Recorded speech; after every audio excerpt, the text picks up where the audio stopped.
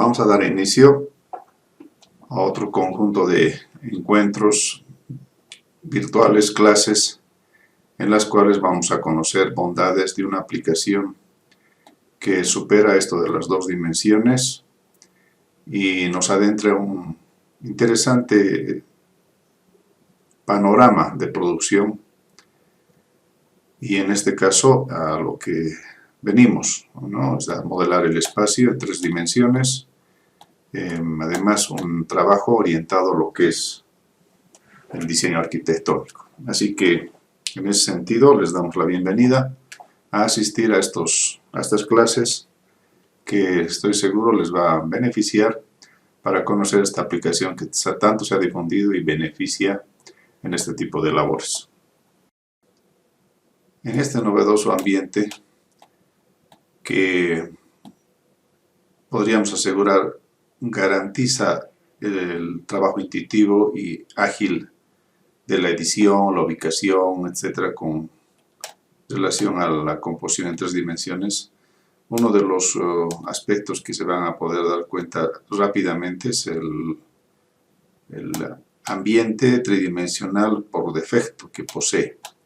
E inclusive se puede distinguir algo que normalmente no ocurre en otras aplicaciones de este tipo: la utilización de un solo puerto de vista a la cual se recurre para ubicar, colocar o hacer la composición correspondiente, y cuyo además contenido se puede apreciar, o en el cual se puede apreciar la presencia de los ejes cartesianos que inclusive con las particularidades que tiene SketchUp no están distinguidos con las letras que normalmente identifican esos ejes. Para el presente caso se podría decir que el que es de color rojo implicaría la utilización del eje X. El otro, el de color verde, podríamos decir que identificaría al eje Y. Y por último, al que es de color azul, podríamos decir o asimilarlo como el eje Z. Solo por cuestiones didácticas podríamos hacer esa distinción.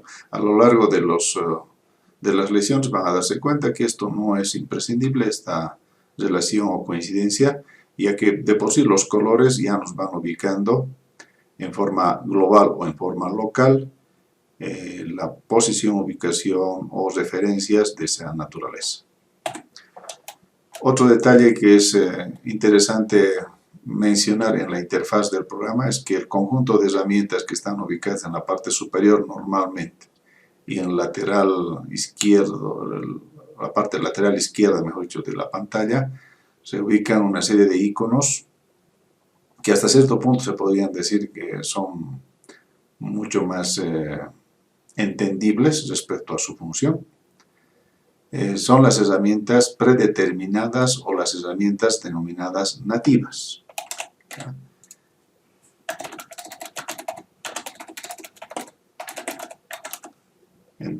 Las nativas consisten en un conjunto de posibilidades que tiene el programa para gestionar los objetos y la edición en 3 dimensiones. Pero no es el único, digamos, conjunto de opciones que posee el programa para hacer su trabajo. Eso quiere decir que con el tiempo un sinfín de otras herramientas se han añadido en la modalidad de extensiones, en inglés conocidas normalmente como plugins, cuyas habilidades obviamente en la mayoría de los casos superan lo que logran las herramientas nativas, ¿ya? Y en otros casos añaden un sinfín de alcances, ¿ya?, a lo que podríamos buscar en un software de esta naturaleza. En consecuencia, podemos decir que para trabajar con el SketchUp no podemos valernos de las herramientas nativas, o sea, las que vienen junto con la instalación del software, o con extensiones que podemos conseguir, ya sea en forma gratuita o haciendo una cancelación, un pago adicional para habilitar e instalar otras opciones con características, en su caso, particulares o que superen las posibilidades que tienen las nativas en SketchUp. Siendo esta la primera clase, lo que vamos a hacer en SketchUp es concentrarnos en las herramientas nativas, cuya además disposición, ubicación o aparición está controlada por el botón derecho, que es superpuesto o activado sobre uno de los dos conjuntos de herramientas, el de arriba o el del lateral izquierdo, pueden ustedes activar, ¿ya? Dependiendo de sus preferencias. Para el presente caso, como pueden ver, si se distingue muy claramente, está activado el conjunto grande de herramientas, que es el que está representado al lado izquierdo de la pantalla. Estilos, que está siendo representado por este conjunto de cubos que contienen varias formas de visualización de los escenarios tridimensionales. La base estándar, que está representada por este otro conjunto de herramientas en la parte superior, que hacen referencia al guardado, recuperación de archivos, etc. Estándar, justamente porque poseen las características comunes de otras aplicaciones: manejo de sombras, sólidos y vistas, ¿ya? Por si acaso hago referencia a los que se recomiendan en principio emplear para poder principiar los trabajos con esta aplicación. Para el presente caso, lo que vamos a hacer es una rápida indagación de los métodos abreviados para usar varias de estas herramientas, que, como pueden estar viendo, aparecen en esta plantilla, cuya presencia obedece a la configuración estándar con la que el programa se distribuye o funciona, no importa el idioma, es decir, inglés o español. Como pueden ver ahí, se puede apreciar cómo algunas teclas sirven de acceso abreviado, de acceso rápido a varias herramientas que estoy seguro que rápidamente se van a ubicar, ya que a partir del conocimiento de otras aplicaciones de dibujo, de diseño asistido, no varía mucho. Por ejemplo, L para líneas, C para círculos, A para arcos, etc.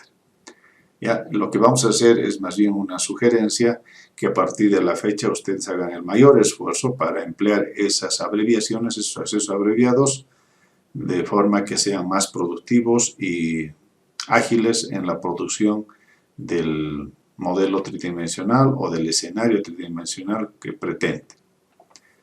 Para el presente caso, vamos a iniciar con el trabajo con relación a las vistas, para que ustedes puedan producir algún dibujo en 2 dimensiones o en 3 dimensiones en este escenario sin mayor complicación. Las vistas están gestionadas por estas 6 opciones, 2, 4, 6 opciones, cuya representación gráfica, estos iconos, recurren a una especie de casita, ¿no?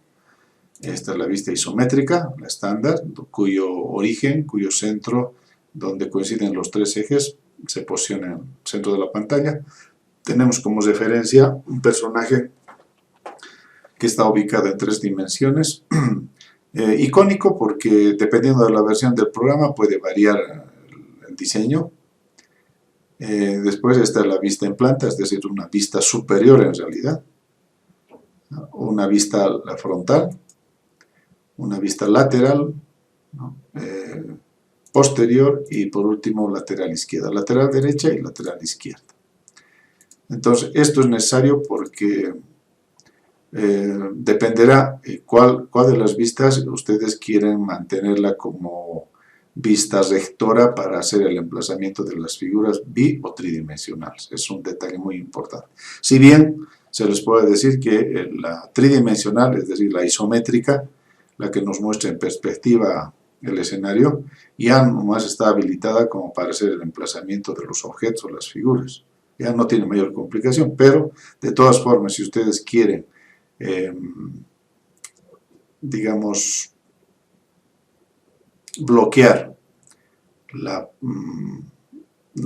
ubicación, la colocación de algún objeto, pueden utilizar las vistas correspondientes, ya que estas van a dominar la utilización de la herramienta y en consecuencia el éxito que tendrían con el trabajo con algún objeto, una figura. Otro detalle importante es que el ratón está en términos de funcionalidad, está vinculado a lo que comúnmente se hace con otras aplicaciones. Eso quiere decir que la rueda del ratón nos sirve para acercarnos o alejarnos del escenario. ¿Ya? En eso no hay ninguna diferencia prácticamente con ninguna otra aplicación. Una diferenciación respecto a lo que podría ser una contraparte o complemento inclusive para hacer diseño electrónico, arquitectónico o de esta naturaleza es el manejo del botón izquierdo del ratón. En el caso del SketchUp, concretamente, el botón izquierdo del ratón se dedica a la selección de los objetos. ¿Ya? Como en este caso, fíjense, selecciono el objeto y automáticamente aparece un recuadro de color azul que nos está dando una idea de qué es lo que estamos seleccionando. El botón derecho, el conjunto de herramientas contextuales que dependerá de dónde ubiquen. Fíjense, aquí no tiene ningún efecto, aquí la configuración de las herramientas y aquí el manejo de los objetos. A eso se llama un acceso contextualizado de opciones. En conjunto con otras teclas, el ratón suele reaccionar de una manera diferente. Para el presente caso, en el caso de la tecla mayúscula o Shift, el programa nos permite, como pueden ver, ahí aparece un signo al lado del cursor, nos permite añadir o quitar en la selección correspondiente uno o más objetos. Junto con la rueda, esta tecla, la de mayúscula o Shift, nos permite hacer el paneo correspondiente. El paneo es el movimiento del escenario con relación al puerto de vista, que en el caso del SketchUp, les había comentado al principio, es uno solo, el que estamos apreciando. Este gran recuadro, rectángulo, es el puerto de vista. Para hacer el cambio de punto de vista, de manejar la cámara, para eso lo que hacemos es utilizar la rueda del ratón sin combinación con ninguna tecla. ¿Ya? Eso suele diferir con otras aplicaciones, particularmente el AutoCAD. Y esta situación a veces, si utilizamos ambos programas, tienen que saber diferenciar o acostumbrarse, ¿no? Dependiendo del momento, de la utilización de la rueda del ratón. Entonces, reitero, la rueda del ratón nos sirve aquí para cambiar la posición de la cámara. El paneo junto con la tecla mayúscula. ¿Ya? El acercamiento o alejamiento. Básicamente eso, si es que ustedes con ambas manos van haciendo esa combinación o uso de teclas y ratón correspondiente, no van a tener mayor inconveniente con relación a la gestión del escenario, ¿no? A la administración del escenario. Ya pasando al emplazamiento o colocación de figuras, objetos, el formato práctico es utilizar el escenario tridimensional, ¿ya? El modo práctico. Y dependiendo cómo ustedes quieran desarrollar la construcción en base a lo que es la ubicación de los ejes o la posición de los ejes, o el bloqueo inclusive de los ejes, tal vez cambiar a una vista particular, o inclusive utilizar los cursores del teclado para hacer el bloqueo correspondiente, ¿no? Por ejemplo, para líneas, pulsan L. Fíjense en la parte inferior lateral inferior, lateral derecha, la parte lateral derecha de la pantalla, va a aparecer las referencias de dimensión. Si ustedes hacen un clic y empiezan a mover el ratón soltando el botón izquierdo del ratón, van a ver los siguientes comportamientos. Primero, si ustedes definen ir en cualquier dirección, el color de la línea se va a tornar a negro, ¿no? Va a tener esa tonalidad. Si ustedes se aproximan por intuición con el ratón, con la posición del ratón, a uno que es paralelo al eje rojo, esta línea también va a cobrar ese color y en consecuencia le está dando una información visual de que el trazo que están queriendo definir o ingresar está totalmente horizontal. Estamos hablando del plano en el cual se están ubicando los pies de este personaje. Si es de color verde, hace justamente en el otro sentido, es decir, paralelo al eje Y. Y si lo hace en el color azul, paralelo al eje Z. ¿Ya? Este comportamiento es natural, bastante, yo diría, coadyuvador, ¿no?, en el proceso de transcripción de este tipo de objetos, ¿no?, que están posicionados en el espacio, en este espacio virtual, y que a la larga nos va a permitir generar algún tipo de diseño.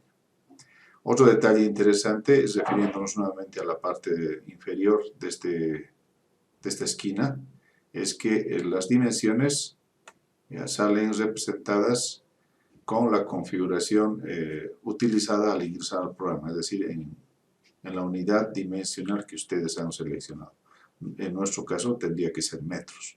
En este momento, por ejemplo, nos dice que esta línea tiene una longitud de 2.70. Ahora tiene menos, ahora tiene más. Y no importa en qué dirección vayamos, esa dimensión o esa cifra, ese valor, va a ir cambiando dependiendo de la posición relativa al origen de este trazo.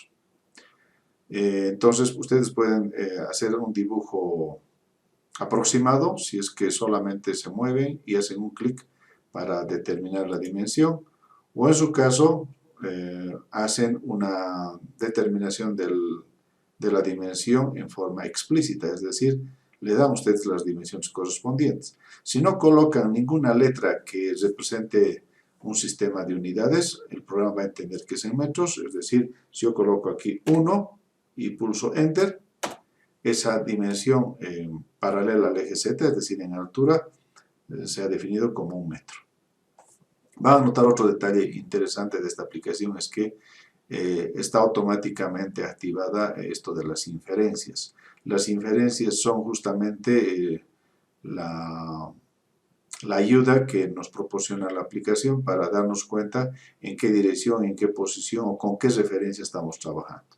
Por ejemplo, si nosotros quisiéramos terminar este trazo paralelo al eje rojo y más o menos a la altura del punto inicial, lo único que tenemos que hacer es acercarnos a ese punto, solamente acercarnos, y fíjense, prosiguiendo en esa dirección, el programa, y acercándonos a la referencia que estamos buscando, nos va a ayudar en el propósito de establecer un retorno de ese trazo a la posición original, a la misma altura se podría decir, pero con una precisión que es la requerida, ¿no?, en este tipo de casos.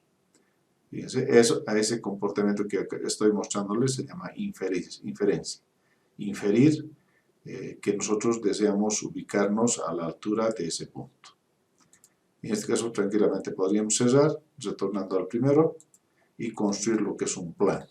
Con 4 trazos construimos un plano. Este programa funciona cabalmente con estas caras, y cuya presencia en este escenario a la larga configura los elementos o los cuerpos tridimensionales que pretendemos. Por ejemplo, ahora he construido 2 planos, y si voy terminando esto con cierres diagonales, el programa automáticamente va a ir encontrando coincidencias de tipo constructivo, maquetismo digital, y en consecuencia crear figuras de esa naturaleza. Como siempre, tienen ustedes a su disposición el control Z, ir hacia atrás, que está aquí representado por esta flecha hacia la izquierda, y el hacia la derecha, rehacer, ¿no? Deshacer, rehacer. Si es que tienen algún inconveniente al ir construyendo las figuras. Otro detalle es que el orbitaje, el acercarse, el alejarse, el hacer el paneo son labores imprescindibles como para darle una mayor agilidad, un mayor control y velocidad al momento de ubicar, construir, hacer la composición correspondiente. Es importante que el programa después tiene una característica interesante, es de que automáticamente divide los trazos en función de su construcción. Eso quiere decir que este trazo ya está definido por sus extremos y su mitad. Fíjense, de acercarme al punto medio, lo estoy haciendo de una manera solamente acercándome, ¿no? De una manera intuitiva, he encontrado el punto medio y en consecuencia al establecer o al hacer un trazo vertical de color azul, quiere decir totalmente recto en el paralelo al eje Z, el programa ya ha dividido este trazo otra vuelta en extremos y punto medio, automáticamente. Y así hace una subdivisión de los trazos que automáticamente nos permiten gestionar ya sea la construcción de las figuras o hacer algún manejo alternativo con el propósito de generar un diseño, ¿no? Es automático eso. No tienen que ustedes recurrir a ninguna herramienta complementaria para hacer las divisiones que nos facilitan posteriormente en esta estructuración de las caras o las superficies que componen las figuras o los cuerpos en 3 dimensiones. Y no importa si esto ya sea compuesto un cuerpo tridimensional como es nosotros así, estamos yendo hacia atrás, ¿no? Vamos a volver a cerrar, no importa que hayamos constituido un cuerpo de esa naturaleza, igual el programa sigue detectando puntos medios, puntos finales, ¿no? Con una autosegmentación que nos facilita para el caso o cualquier modificación futura. Estas son las líneas y como les decía, las pueden, mejor dicho, utilizar por referencias, por inferencias o con dimensiones que para el caso podrían requerir una precisión métrica. Digamos 1 metro, hacia este lado 1 metro, hacia este lado otro metro y cerrar, ¿no? Hemos hecho un cuadrado de 1 metro. Vamos a ver desde arriba. No se olviden que como estamos manejando perspectiva cónica, es decir, perspectiva con puntos de fuga, inicialmente el programa nos muestra, si bien vistas concretas, laterales, frontales, superiores, etc., lo hace con un sentido de perspectiva, buscando siempre la fuga de los trazos que componen ese escenario. Y eso está controlado por estas dos opciones. En cámara tiene proyección paralela, quiere decir que no tiene puntos de fuga, y en perspectiva cónica. La que normalmente el programa establece o en forma predeterminada nos habilita es la perspectiva cónica. Si ustedes quieren cambiar a paralela, es decir, que no tenga fuga, los trazos que componen el escenario, esto es lo que van a obtener, prácticamente transformando un escenario 3D a uno concretamente bidimensional. Esta sería la vista superior, la vista lateral, frontal, etc.